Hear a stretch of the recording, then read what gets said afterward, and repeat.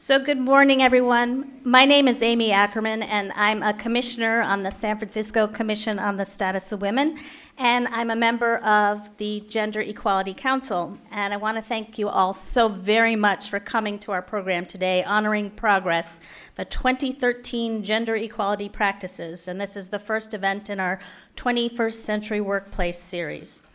But before we begin today's program, I get to do a little bit of history lesson of how we came to this day.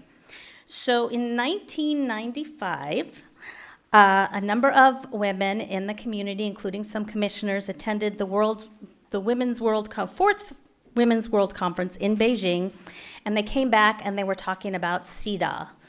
Who in the room has ever heard of CEDAW? Oh, very good. This is a very educated crowd, of course. So that is the United Nations Convention on the Elimination of All Forms of Discrimination Against Women. It's an international human rights treaty for women. And President Jimmy Carter, do we all remember him, in 1979 signed CEDAW, but the U.S. Senate has never ratified it. But that's okay. 186 out of 194 countries have signed it. So we're in the company of Iran, Somalia, South Sudan, and this may be a little outdated, 2 small Pacific Island nations, Palau and Tonga. And my guess is they've stepped it up since my information, and if not, we'll get working on them. So stalled out in the U.S. Senate, so these women said, well, that's okay, we live in San Francisco, we'll just do it here. And so we actually thought about what does it mean to implement CEDAW locally, and San Francisco Board of Supervisors, spurred on by President at the time, Barbara Kaufman, who was our backer, said let's implement the principles of CEDAW in the city and county of San Francisco. So we have a CEDAW ordinance. And it reflects the human rights principles of the treaty. So for the next 10 years or so, the Department on the Status of Women and partners focused on looking at gender equity in city operations. We focused mostly on gender equitable budgeting, employment, obviously, and the way in which the city provides services to its constituents, male and female, boys and girls. But back in the day when we were drafting this ordinance, we knew one day we were going to come upon the private sector because, of course, the most San Franciscans are employed in the private sector. So as you all know, many of you from the business community, we in San Francisco love to impose our laws, imposing our San Francisco values on the business community. And if we don't get you by laws, we'll get you through our contracting processes. But the department said, let's try something a little bit different. Let's try a partnership between the business community, the private sector, and the government, and we're going to throw in some really smart nonprofit employment and gender-based think tanks too, and let's see if we can all work together to develop more equity in employment and operations. And so began the Gender Equality Principles Initiative, and you'll be hearing more about that today. And our initiative is guided by our Gender Equality Council, and you'll be meeting some of our members today, and they're a fabulous group who devotes so much time and energy for no pay but the cause. So we developed our 7 principles of gender equality, which you'll hear about from our keynote speaker.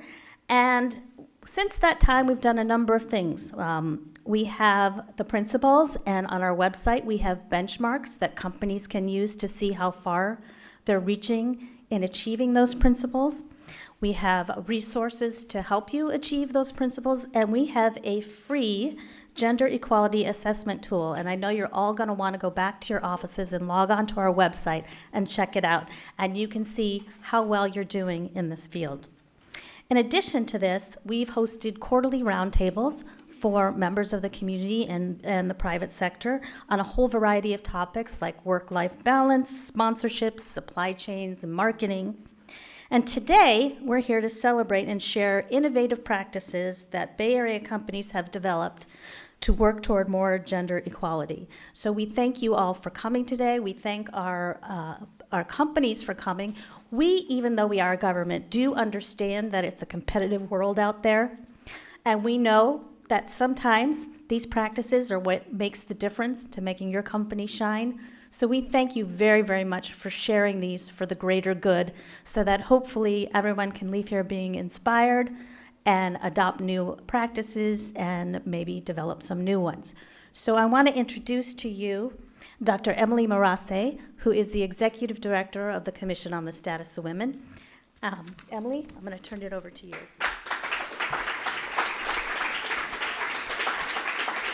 Thank you so much. So welcome to Honoring Progress, the 2013 Gender Equality Practices, the first event in our two-part 21st Century Workplace series.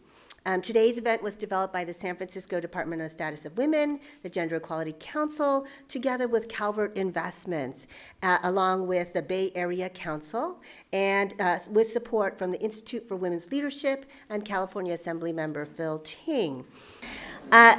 Today's event is focused on the private sector and what companies can do for their employees and why they must, instead of what employees can do for themselves or even the role of public policy. That's why it's my great pleasure to introduce this morning's special speaker, Barbara Krumsiek, Chair, President, and CEO of Calvert Investments. Barbara's career in finance spans over 3 decades, with much time spent on Wall Street.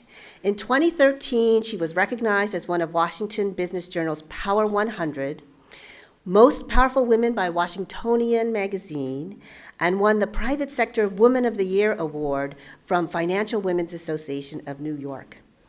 At Calvert, Barbara has advanced the firm's position as a globally recognized leader in the field of sustainable and responsible investing, having served as co-chair of the Finance Initiative of the United Nations Environment Program for 3 years, ending in 2012. Additionally, she has successfully advocated on the need to increase representation of women on corporate boards.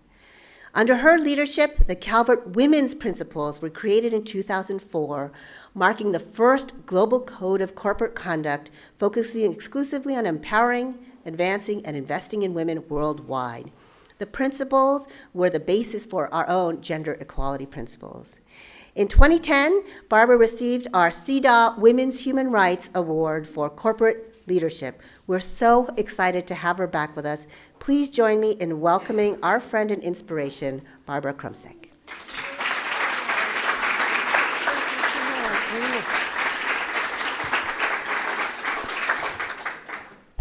Thank you so much, Dr. Murase. It's great to be back in this gorgeous weather with a little bit of rain. To be with you to really celebrate this extraordinary initiative. I do have a few comments I want to make. I've titled these remarks, "Why Aren't We There Yet?" I gave my first ever TEDx talk in the Bay Area Women TEDx event in December, and titled the remarks, "Why Aren't We There Yet?" I took more of a personal spin in that, but you're welcome to look at a lot of my pretty candid comments about the issues that women confront in the workplace on a sort of more granular basis. But my comments today are going to be about the corporate sector. And what do I mean by why aren't we there yet? We as working women. There, for me, is the moment when we have as many average to incompetent women leading companies and serving on corporate boards as we have average to incompetent men leading companies and serving on boards. And it's been wonderful to highlight really some of the extraordinary progress and some of the more recent appointments of women and diverse candidates for CEOs. But these, by and large, perhaps self-excluded, are exceptional examples, exceptional issues. To me, equality really is about the level playing field for all. And what does yet mean to me? I've been in the workforce now 40 years, and we thought we were there 40 years ago. There seem to be these cycles of really initiatives and improvement, and yet we're still, just to cite one statistic, 4.2% of CEOs in corporate America. So we're not there yet, but to me, what you're doing here in the first annual Gender Equality Challenge may actually help us have the answer to the question, are we closer? And I think the answer is yes, we're closer. I want to congratulate the challenge participants. I'm looking forward to the day's events where the challenge participants share their work in this area and how they have chosen certain of the principles and brought them to life. I have an enormous respect for and thanks to the City and County of San Francisco, particularly the Department on the Status of Women, for your leadership and your mission of educating and encouraging companies to create a 21st century workplace where women and men can thrive equally. There is a connection, as Dr. Murase mentioned, between Calvert's work back in 2004, creating the women's principles. And why does an investment firm, and we are an investment firm, manage $13 billion across mutual funds known for sustainable and responsible investment strategies, which we believe really, in order to the benefit of the company and the stock price of the company, why did we feel we had to really work on developing a code of conduct? Well, nothing existed. There really wasn't a way to benchmark an environment for women to thrive equally in the workplace. So the only tools we had back in 2004 was really to count the number of women. I mean, how many women are there? And if we could get our hands on the EEOC data, which wasn't required to be released to us as private investors, we could look in proxy materials and try to figure out who's a woman. If there wasn't a picture, sometimes you couldn't figure out if someone was a woman. There wasn't a whole lot of disclosure. It was the name of the person. You may be aware that the SEC fairly recently has required disclosure on diversity in corporate disclosures for board elections, and that's been a huge help because they'll say she, so we know it. Okay, it's not just the name; it's the background, and we can really work with that. But we didn't have a lot of tools. And so our analysts, and I was hoping one of our wonderful Calvert analysts, yes, she's here, Aditi Mohapatra, who is now with BSR here in San Francisco. I'm still trying to get her to go back to Washington and rejoin us. But our analysts really came up with an approach, which was to say, there are certain similar qualities that we would expect to see in a company environment that we believe would enhance the ability for women to move themselves forward. You can't really address your personal behaviors as the solution if the environment is not conducive to having those behaviors work. And so this is really, to me, the threshold is this. So we developed the Calvert Women's Principles, the Global Code of Conduct, aimed at empowering women worldwide. We did it in conjunction with then UNIFEM, now UN Women, to incorporate emerging companies operating in emerging markets. And the collaboration with the San Francisco Department on the Status of Women has been phenomenal, and the emergence of the gender equality principles and the gender equality practices really brought these principles to life. And I'd say more than any other effort I've seen, you have moved principles for women's employment from idealism to operational. And I congratulate all 10 of the participants today in the challenge and the 50 companies or more that have signed on to the principles and treat them as an actionable plan and made them available really throughout the Bay Area, but I think it's a model for really the rest of the country. I also want to thank the founding partners. The one that isn't here is Verite, was very involved also in working and bringing these principles forward. And subsequently, we actually donated the intellectual property of the Calvert Women's Principles to the UN because we're an investment firm. We are not an entity that would go out and obtain signatories or really work in a consulting sense with companies. So the UN Women has, under the Global Compact, has taken these principles into the UN system, and my understanding is they have at least 600 companies globally that have signed on to the UN Women's Empowerment Principles. And I'll be there in March for the celebration of the 5th anniversary of the UN embracing these principles as literally embedded in their corporate conduct activities. Well, why does gender equity matter? From my perspective as the head of an investment firm, the business case, diversity's been unfortunately a stretch goal for many business, academic, and government organizations for decades. There's been progress. It's been slow. One of the things we needed, and we are getting more and more, is actually research, and many here are from think tanks and research, that really illustrates the business case for gender equity. It's not just anecdotal, and there are many anecdotal stories, but we need to quantify the benefit of having women in top leadership roles on boards of directors and creating a gender equity. Gender equity is really a proxy for other diversity. We are equally concerned about diversity across the board, and diversity is shown to be a key indicator of an organization's success.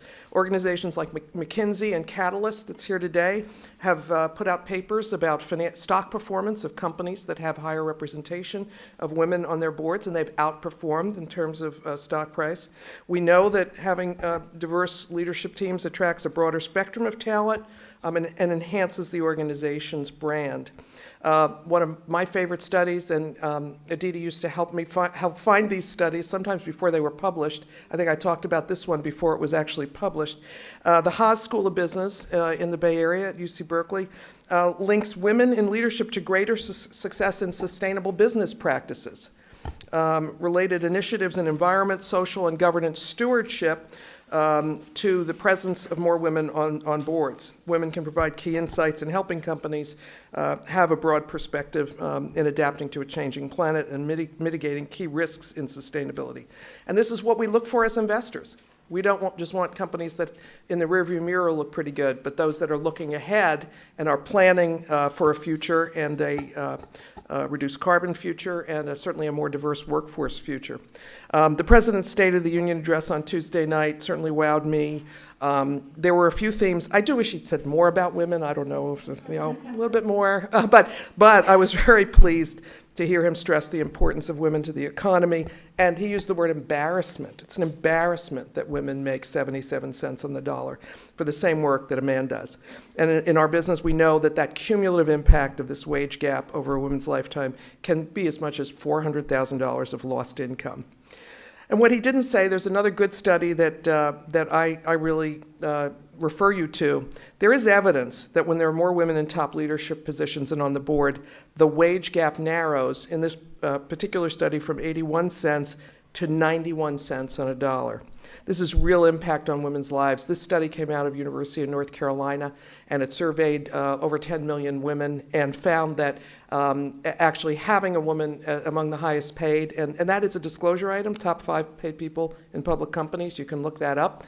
And again, if you could tell the name, you could see that it's from the name, because there's no bio of the person, that having women among the top 5 paid actually does contribute to better pay equity statistics. And this isn't because the woman's in HR or the woman helps set compensation policy. It's an awareness. It's a sensibility within the environment that there's nobody overtly, or maybe some people do, but I have to believe that mostly there isn't an overt effort to try to underpay women. I have to believe that.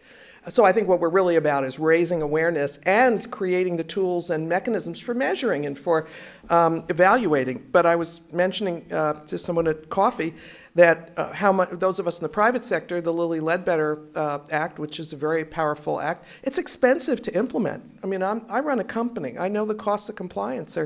There's costs here. How much better would we feel if we actually were running the company in a way that was less of a risk? It doesn't mean we wouldn't measure it, but we wouldn't be we'd know that we were doing the kinds of things within the company to make those issues of pay inequity less visible, or less in the water of the company. I do want to honor those who took the challenge for a particular reason, and that's the courage it takes to look at the way you do business and the way you operate. I have been saying quite a bit that what matters is corporate culture. I know that means a lot of things to different people, but it's very important to understand the environment in which people are operating and whether or not it's conducive for them staying in the workforce or leaving. There is a dramatic statistic out of Vanderbilt University just a few months ago that suggests that 65% of women with business degrees from what they call elite institutions, it's a Carnegie measure, elite business schools, are no longer working. Now remember, these women only got into these schools 40 years ago. That's that threshold I was talking about when women began to be admitted in equal numbers pretty much in medical law and business schools.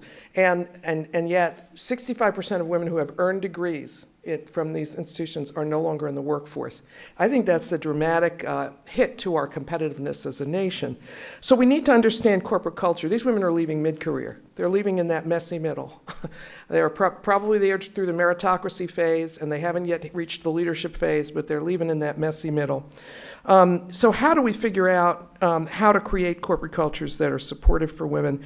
The best example, and forgive me if you've all read this because you're all believers, is the Harvard Business School case. I don't know how many had a chance to read that. It was written up in the New York Times and has been published. It is dramatic what they did, that they were admitting women, about 30% of the class, on the same standards as the men, so same GPAs and same scores, and yet 30% going in, they have the Baker Scholar level, which is the top 5% of the graduating class. It was a very small number of women that were Baker Scholars. So you go in at 30%, but only, I think it was 11%, are achieving at the top levels. Well, what happens in those 3 years? The women get dumb? I mean, the men get smarter? I don't know. What happened? Why? You somewhat expect if everybody comes in with the same set of capabilities that they would graduate about at the same set. So under the new dean of the business school and Drew Gilpin-Faust, the woman president of Harvard, they undertook an extraordinary cultural dissection of the business school. They taped classes. They had coaches for professors. They worked with students in and outside the classroom. They gave coaching sessions to women to build their confidence, which is so important in finance and math. They went in with the same skills, but they didn't have the same confidence level. So they would have these pre-coaching sessions prior to the exams. And this case study actually produced results, that in that class of 2012, they had about, I think it was 26% Baker Scholars were women.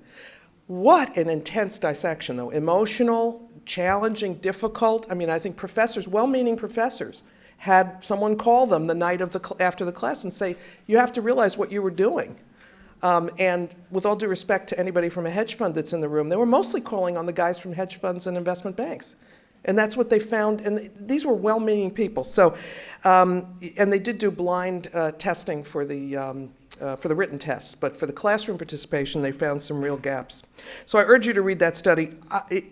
The lengths that an organization has to go to fix problems that have festered in an historic sense is very, very challenging.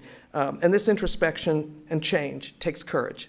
So I want to really applaud those who participated in this year's challenge. And I would ask you to join me in commending these 10 companies for creating new standards for advancing women in the workplace and for setting up models for other companies to aspire to.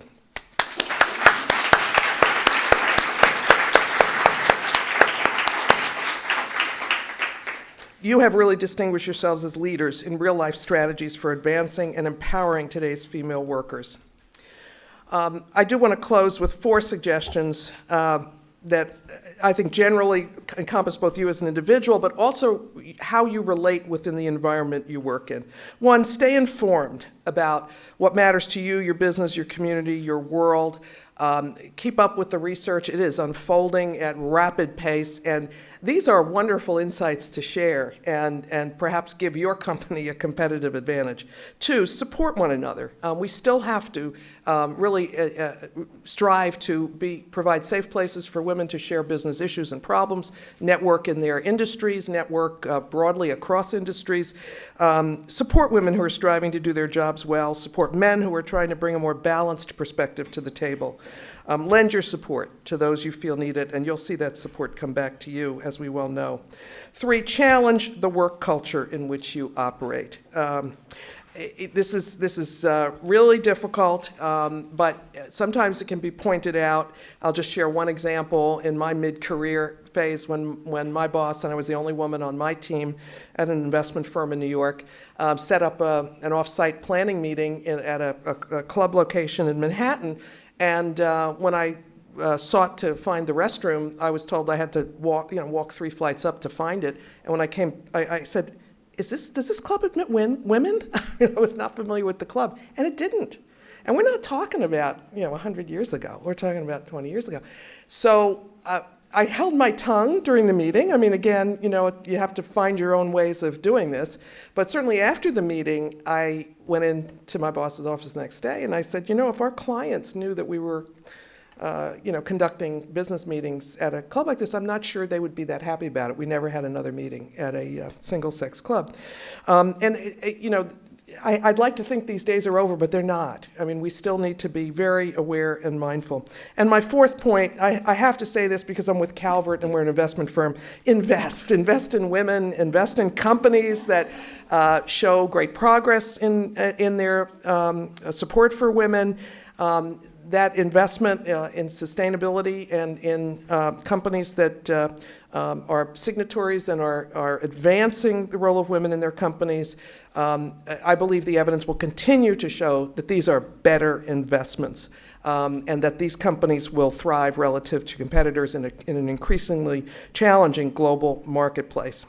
With the help of the San Francisco Department on the Status of Women and the Bay Area Council, you accepted the challenge, you're walking the talk, and your walk has put us a few steps closer to being there. Thank you very much.